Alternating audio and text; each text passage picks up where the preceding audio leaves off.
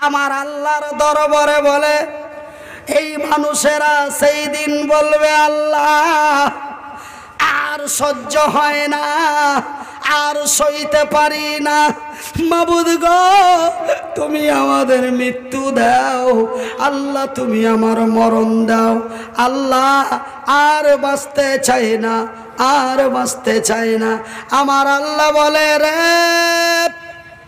বীরভূম মোড়ার ওই এলাকার লোকেরা, বিশ্ব ভারতের লোকেরা, আমি আল্লাহ সত্য, আমার কোরআন সত্য, আমি যাহা বলি তাহাও সত্য। হ্যাঁ বা না বলুন? আমি আল্লাহ সত্য, আমার কোরআন সত্য, আমি যাহা কিছু কোরআনে বলেছি তাহাও সত্য। ওই দিন আমার নবীর কাছে বলে দিয়েছি কাইফা তাকফুরুনা বিল্লাহি ওয়া কুনতুম আমওয়াতান ফাহিয়াকুম সুম্মা ইউমিতুকুম সুম্মা ইউহয়িকুম সুম্মা ইলাইহি তুরজাউন। আমি যে বলে দিয়েছি, আমি তো মনির উদ্দিনের মতো বেঈমান না, আমি তো আব্দুর রহিমের মতো বেঈমান না, আমি তো সলিমউদ্দিন কসিমউদ্দিন সিরাজউদ্দিনের মতো বেঈমান না যে আমি বলবো একরকম করব আর একরকম। কি গো ভাই, খারাপ লাগে? কেন? আমি আল্লাহ যাহা বলি সত্য, ওই বহুদিন পূর্বেই বলে দিয়েছি কাইফা তাকফুরুনা বিল্লাহি ওয়া কুনতুম আমওয়াতান ফাহিয়াকুম সুম্মা ইউমিতুকুম সুম্মা ইউহয়িকুম সুম্মা ইলাইহি তুরজাউন। তোমরা মৃত্যু ছিলে, তোমাদের জীবিত করেছি, জীবিতর পরে মৃত্যু করেছি। কবার হলো? মৃত্যু ছিলে, জীবিত করেছি, জীবিতর পরে মৃত্যু করেছি, মৃত্যুর পরে জীবিত করেছি, আর তোদের মারব না। ভাই গো, মানুষের দুইবার মৃত্যু, দুইবার জীবিত, এই ছাড়া আর সিরিয়াল নাম্বার নাই, সিরিয়াল নাম্বার আর না। মৃত্যুর পরে জীবিত, জীবিতর পরে মৃত্যু, আবার জীবিত, আর মৃত্যু জীবিত নয়, বাস খেলা শেষ। আমার আল্লাহ বলে যতই কাদরে তোমাদের মৃত্যু আর হবে না।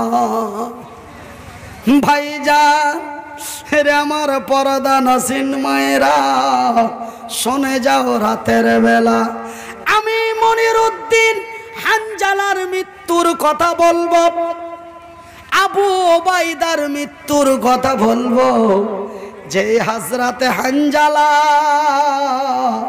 নবীকে বাঁচাতে যেয়ে, নবীর সুরক্ষা করতে যেয়ে, লড়াইয়ের ময়দানে নবীর গাইডিং করতে যেয়ে হানজালার মৃত্যু কেমন করে হলো, আমি তার মৃত্যুর কথা বলবো।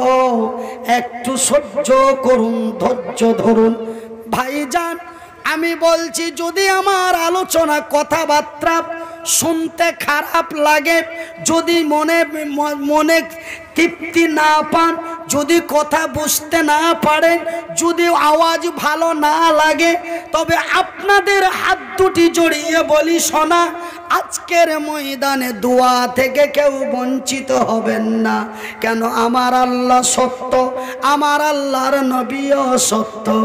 আমার নবী 1-2 করে 60 বছরের উপরে বেঁচেছে, তবুও নবী একটা মিথ্যা কথা বলেন নাই। আমার রাসূল জন্ম থেকে নিয়ে মৃত্যু পর্যন্ত যতদিন আল্লাহর জমিনে বেঁচে ছিলেন একটা মিথ্যা কথার প্রমাণ নাই। জোরে বলি আলহামদুলিল্লাহ।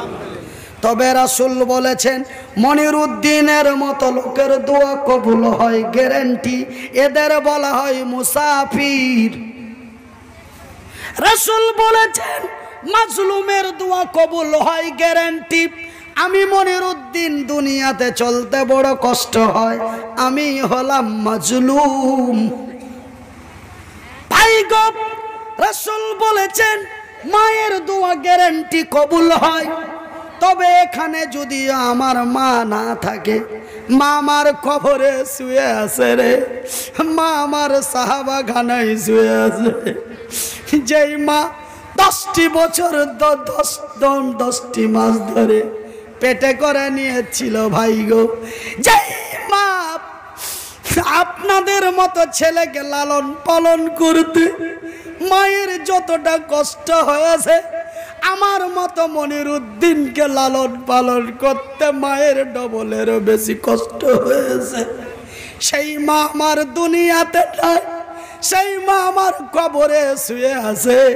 কিন্তু আজকে আমার ডান দিকে ফিরিয়ে দেখুন, আমার বাম দিকে ফিরে দেখুন, আমার মায়ের মতো কত বয়সের মা বসে আছে। ভাই গো, আমি মুসাফির, আমি মাজলুম, মহতাজ। আমার মায়েদের নিয়ে, বৃদ্ধা বাবাদের নিয়ে, মুরব্বি সাহেব মুরব্বিদের নিয়ে মাবুদের দরবারে হাত দুটি উঁচু করে দোয়া করব। তারপরে আমি হানজালার কথা বলবো, একটু আপনাদের নিয়ে আমি খাস দোয়া করব। তারপরে হানজালার ঘটনাটা আপনাদের কাছে বলবো। শুধু হানজালার কথা বলবো না, আর একজনের ঘটনা বলবো, তার নাম হলো হযরতে আবু ওবাইদা। দুইজনের কথা আপনাদের বলবো।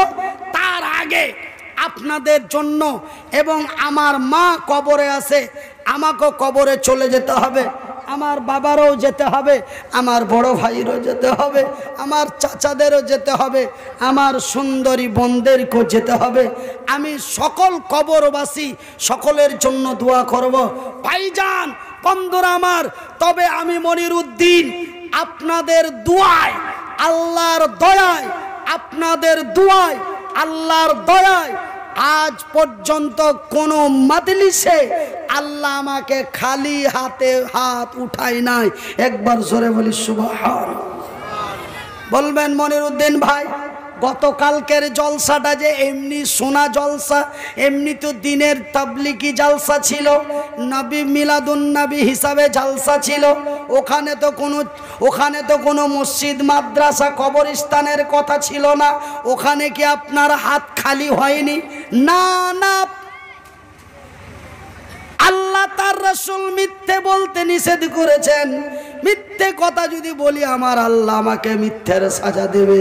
বন্ধুরে, কালকের হাত আমার খালি হয় নাই। দোয়া করার জন্য এস্টিমেট নিলাম, কয়েকজন এসে মুসাফা করে 100, 200, 500 করে টাকা দিয়ে বলে হুজুর এটা আপনাকে আমরা হাদিয়া নজরানা করলাম। তার আগের দিন বহরমপুরে দোয়া করার জন্য প্রস্তুতি নিয়েছি। এমন একজন বয়স্ক লোক এসে সিটি পিন দিয়ে একটা 500 টাকার নোট গুঁজে দিল। তবে খালি হাতে কোনো জায়গায় দোয়া হয় নাই। আশা করি আজকেও আপনারা আমার হাতটা খালি করবেন না। আসেন কোনো আমার আব্বা, আসেন কোনো আমার আম্মা, আসেন, তবে কোনো মাহফিলে আমি চাইনি, কিন্তু আজকের মাহফিলটাতে আমি চাইব। সেটা আমার জন্য নয়, আমার বিবির জন্য নয়, আমার চাচার জন্য, আমার চাচির জন্য নয়, আমার পরিবার, আমার আত্মীয় স্বজনদের জন্য নয়, আমাদের মসজিদ, আমাদের মাদ্রাসার জন্য নয়। আমি যা আপনাদের কাছে চাইছি সেটা হলো আমার আপনার আসল বাড়ির জন্য। ভাইজান, বন্ধুরে, আছেন কোনো আমার আব্বা যান, আছেন কোনো আমার আম্মা যান, আছেন কোনো আমার ভাইজান, আছেন কোনো আমার ভাবি যান। আসল বাড়ি কবরগাহের, আসল বাড়ি কবরগাহের জন্য 1 একটা লোক দাঁড়িয়ে বলবেন হুজুর আমি আসল বাড়ি কবরের জন্য টাকা 10,000 দেব, টাকা 10,000 দেব। একজন ব্যক্তি যদি আজকে কবর গাহের জন্য 10,000 টাকা দিয়ে মুসাফা করেন, রাত্রি 12টার পরে আল্লাহর কসম করে বলছি যতদিন কবরে চলে না যাব ওই লোকটার জন্য প্রতিদিন দোয়া করব, কসম আল্লাহ। আসল বাড়ি কবর গাহের জন্য কেউ একজন দাঁড়িয়ে যদি বলেন হুজুর আমি 10,000 টাকা দেব, যিনি 10,000 টাকা দিবেন ওই লোকটির জন্য আমি গ্যারান্টি ওয়াদা কসম আল্লাহ যতদিন কবরে চলে না যাব ততদিন ওই লোকটার জন্য দোয়া করব। আসেন কোন আব্বা, আসেন কোন বন্ধু, 10,000 টাকা কবর গাহের জন্য।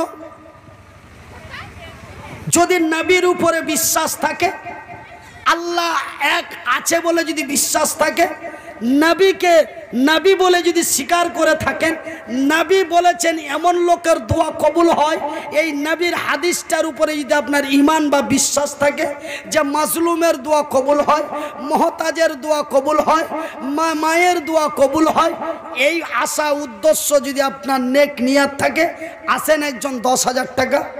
বলবেন হুজুর মনে তো চাই দেওয়ার, কিন্তু পকেটেতে নাই, 2-8 দিন 1 মাস পরে দিলে হবে না, আমি একটু লিখিয়ে দিতাম।